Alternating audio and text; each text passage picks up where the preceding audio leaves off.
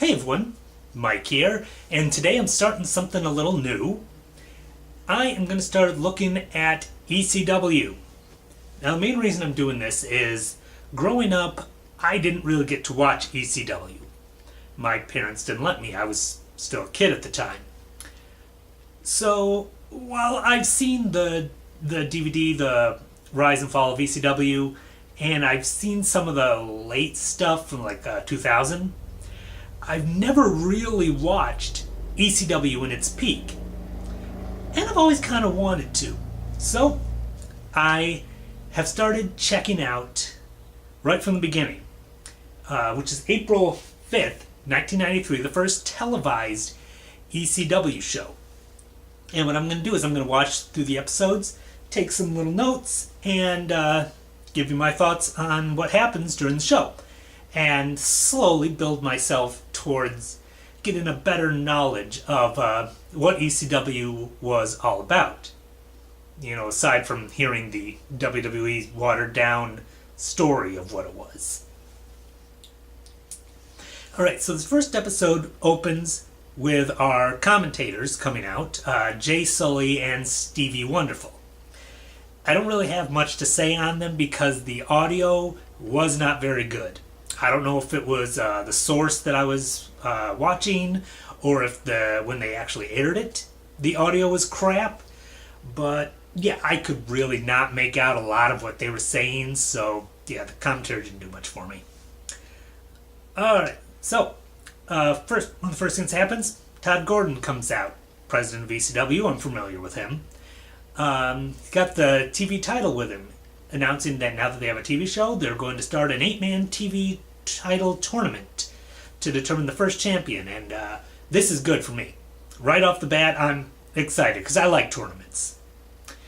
He then announces there's going to be a third man in the booth. Before he can actually say who it is, Eddie Gilbert comes out, thinking that it's him. Which is weird, because Eddie's an active wrestler, and he's, I think, in the TV tournament, so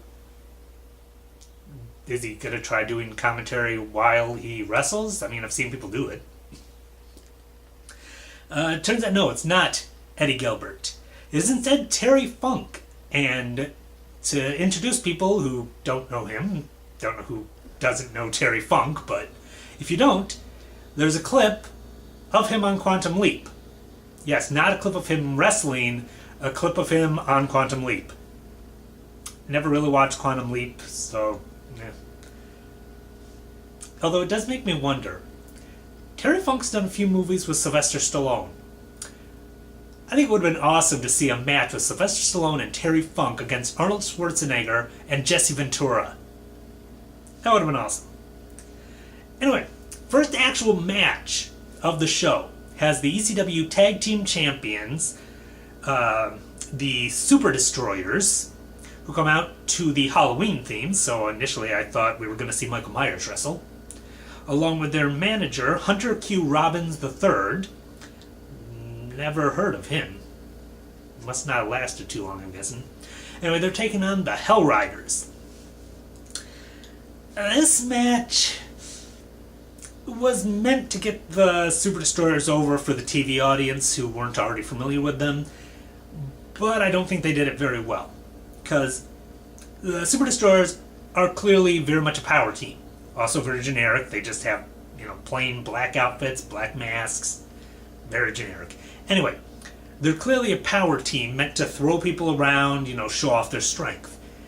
The Hell Riders were both pretty good-sized guys, and they were not flying around for the Super Destroyers, so it didn't come off looking very well, even though the Destroyers got almost all the offense. They really didn't look as dominant as I think they should have if they'd been with a smaller team. Afterwards, Terry Funk does an interview with Hunter Q. Robbins. It mostly just consists of Terry Funk continually calling him Hunter Q. Robbins the Turd. And, yeah, that was about it. Wasn't much of an interview. The Destroyers won when one of them hits a actually pretty decent little cannonball. Not off the top rope like John Pierre Lafitte used to do, but just a regular, kind of rolling senton of sorts. Not a bad move. Decent win for the Destroyers. After that, we get a video of the ECW World Heavyweight Champion, the Sandman. This is not the Sandman that I am familiar with. I am familiar with, of course, the Sandman smoking cigarettes, drinking beer, bashing beer cans on his head, coming out to Metallica's Enter Sandman. This Sandman was in a wetsuit, carrying a surfboard, and the name finally makes sense to me, the whole sand, beach, surfer dude thing.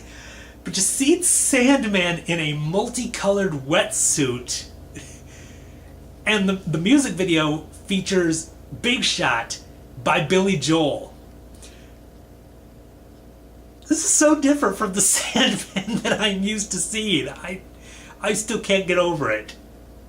I cannot wait to actually see him compete as this Sandman. Anyway, we move on to the second match, which is our first TV title tournament match. This is Salvatore Bellomo with his manager, whose name I didn't bother to remember because he pretty much is wannabe Grand Wizard. He's got the turban, he's got the glasses, the loud suit. It's Grand Wizard. That's clearly who he wants to be. Anyway, he was going up against Tommy Cairo, who apparently is undefeated. First thought I had in this, Salvatore Bellomo, early to mid-80s WWF jobber, who I probably know best for building ships in bottles on Tuesday Night Titans one time. Hard to believe he is now like this wild Roman centurion type character. And he came out to Born to Be Wild as his theme song. This match wasn't bad. There were no botches or anything, but it just wasn't impressive. Neither of them did anything all that great. End came when Johnny Hotbody came out. Excuse me. Johnny Hotbody came out, tried to nail Cairo. Cairo moves, Bellomo gets hit, falls out of the ring, gets counted out, and then afterwards Johnny Hotbody attacks Tommy Cairo, and Cairo fights back and chases him off. Apparently there's a feud there. Tommy Cairo, Johnny Hotbody. Okay. Cairo's got to worry about the tournament first, though, because he's moving on. After that, we get our next match, which is Tony Hitman Stetson versus the Rockin' Rebel. Alright, first things first. Tony Stetson. This is 1993. You cannot call yourself Hitman. Bret Hart is one of the most popular wrestlers at this time. He's not that far off. I think he might actually still be the WWF champion. I'm trying to remember when WrestleMania 9 was, but if he isn't, he just lost it. You can't call yourself Hitman, because you're just going to be compared to Bret. And the only thing that you have in common with Bret is that you did the Bret turnbuckle bump during this match. Then we got Rockin' Rebel. He apparently is the #1 contender to the World Heavyweight Championship. And he also has a pretty impressive mullet. I had to say, very, nice tight, short up front, long flowing in the back. This match also was not bad, but nothing spectacular. I'm starting to see why they went for more of the hardcore stuff, with the exception of people like Mysterio, Benoit, Guerrero, all them. Because when they had their regulars doing straight-up matches, they weren't really all that good. Anyway, Rebel wins with one of the old-school tactics. They get in the corner, he trips Stetson, gets his feet on the rope, rolls him up, 1, 2, 3. Rebel then does an interview, very standard. Is a typical Sandman, I want your title. I'm the real champion. I just don't have the belt. Yeah, same old, same old. What you normally see from heels in this situation. On to our final official match, another tournament match. It's Jimmy Snuka versus Larry Winters.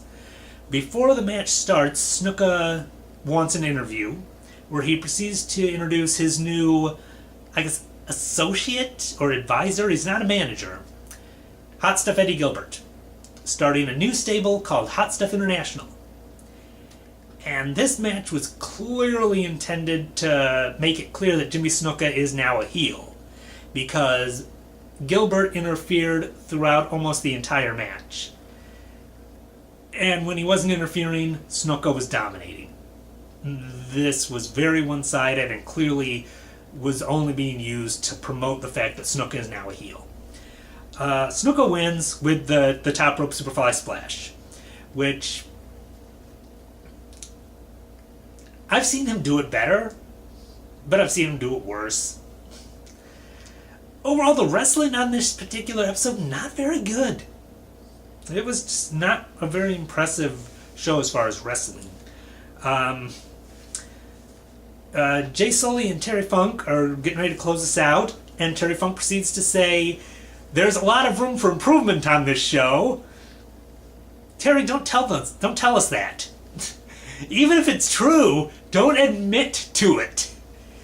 Oh, and he's right. The camera work was really bad. They were constantly missing stuff. The audio, as I mentioned earlier, wasn't very good. But yeah, don't admit that, Terry. But before they can close the show, Sal Bellomo comes back out, and he's really mad about losing his tournament match. So he gets in the ring, beats the tar out of another wrestler. They never said who it was.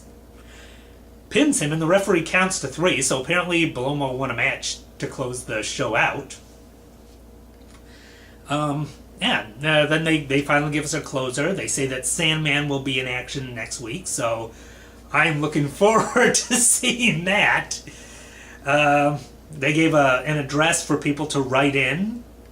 Fun. And that was about it. So yeah, this first episode of ECW was not all that great. Can't say much for the commentary because I couldn't hear it. The matches weren't all that spectacular. The only thing it really had going for it was some familiar names like Snuka, Eddie Gilbert, Terry Funk. It had its share of names that, added a little bit, but for the most part, not a good start, I gotta say.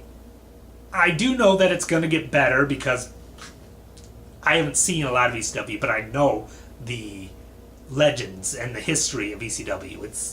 So I can take solace in the fact that it will get better. Just a matter of how much crap am I going to be sitting through before it does. Alright, so that's all on my look at the first episode of ECW as I work my way through the entire history. So, until next time.